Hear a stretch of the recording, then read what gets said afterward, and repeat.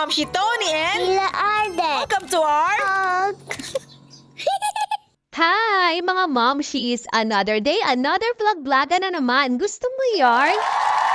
For today's video mga momshies ay samahan nyo kami ni Akira dahil meron nga po silang event ngayon sa school. Araw nga na ika-29 ng Agosto gaganapin sa school nila ang buwan ng wika. For the go. Ano man nung napakain ko na nga si Akira, kaagad ko nga siya niliguan at sa mga oras ngang ito, inaayusan ko na nga siya ng very light lang. Tapos ko na nga maayusan si Akira, ayan itinali ko na nga lang ng pasimple yung kanyang buhok. Kaya na nga mga momshies talaga namang ready na nga sa buwan ng wika ang aking anak, she. For the go. Ay na nga si Akira, gumayap na nga rin ako at hindi na nga ako naligo dahil naligo naman ako kagabi. Ay! Don't worry mga momshies dahil naghimasa naman ako if you know what I'm saying. Ay, for the OA. Kaya na nga mga momshies, ready na nga kami pumunta sa school ni Akila. Kaya are you go? We are go. Ay, kaya na nga mga momshies, lumabas na nga kami ni Akila. Tinan nyo naman itong ginagawa ng anak ko. Lahat na makakasalubong niya, tinapawayan. Nakala mo mangangampanya niya. Ay, char!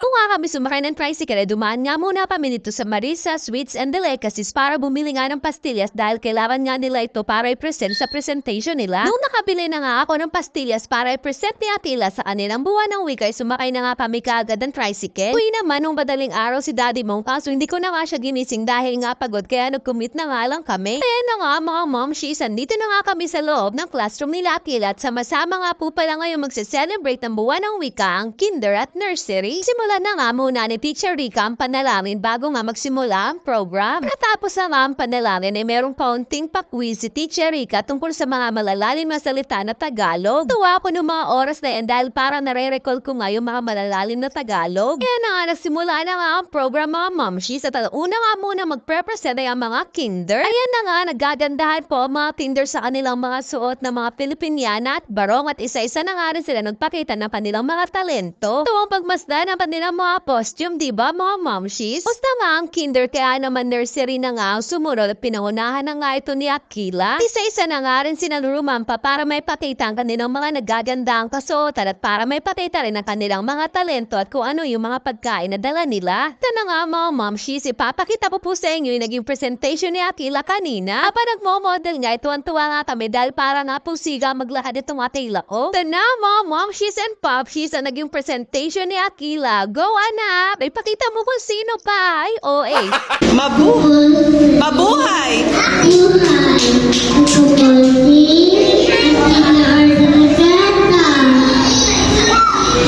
Ako po ay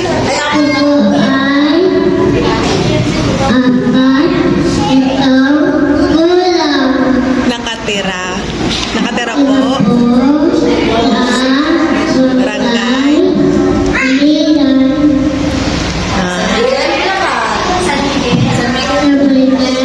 Bulacan. Galing. San Miguel. Bulacan.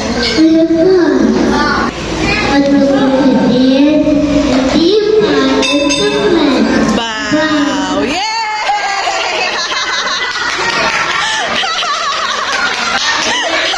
Ayan nga mga momshies yung naging presentation ni Akila. Memoryado ngayon mga momshies pero nung nag-present na nga siya medyo napakalimut-kalimutan niya yun pero okay lang. Natapos na nga ang presentation ng kinder at nursery, isa-isa na nga silang tinawag ni teacher. Isa nga ulit silang tinawag ni teacher para mairampa ang kanilang mga nagagandahang kasuotan mga momshies. Kaya na nga kahulihan nga ang ating Akila na talaga namang humawak pa sa kanyang bewa. Talaga namang todo smile pa talaga ang anapshi ko. Nakaka-proud talaga mga momshies. At sure ako na kung ano yung nararamdaman ko ay hindi na nararamdaman ng ating mga pa-momshies dito sa school. Natapos na ang presentation ay ayan talaga naman nagtatakbuhan ng mga bagets mga momshies. Nilagay na nga namin ang mga present na mga pagkain ng mga bata dito sa lamesa para nga pagsalu-saluhan. Ano nga mga momshies talaga naman nagunahan na nga sila sa pastillas. Ganyan kasarap ang pastillas dito sa San Miguel, Bulacan. Kahit taga rito ka na ay talaga naman parang sabik na sabik ka pa rin. Char!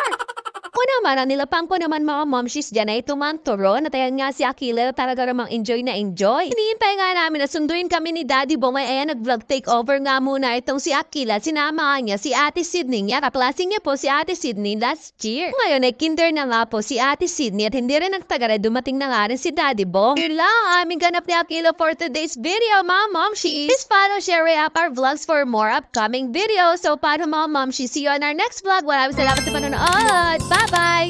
Mwah!